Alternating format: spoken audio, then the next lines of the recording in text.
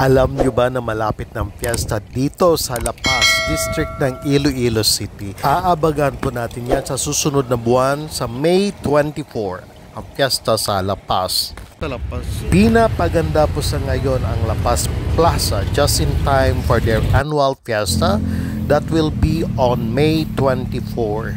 Samahan po ninyo ako and we'll take a glimpse of what is the development of La Paz Plaza. Sa pagkakaalam ko po, yung La Paz Plaza, marami na pong renovation po yung naganap nito.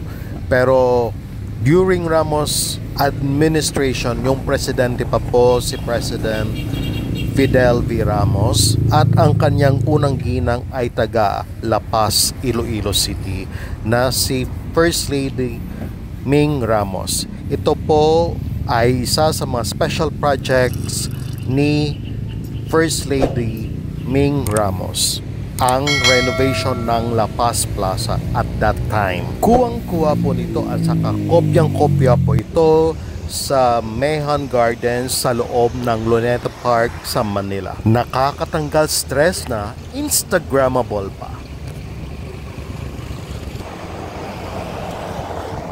Sa ganitong paraan po natin ma-appreciate ang kagandahan ng La Paz Plaza. And it will reopen to the public very soon. At pag nag-reopen na po ito yung La Paz Plaza, kailangan po natin alagaan at panatilihing malinis ang kapaligiran. Di ba't noon sumyo ng bulaklak at ihip ng hangin ay kapansin-pansin? Di ba't noon takbo ng oras ay di mo napapansin?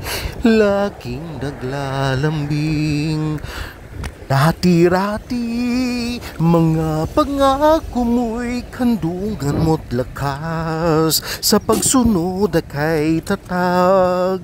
Ito po talaga yung original landmark ng La Paz Plaza, yung kanilang amphitheater. Ito po ay hango sa Hollywood Bowl sa Hollywood, California, USA.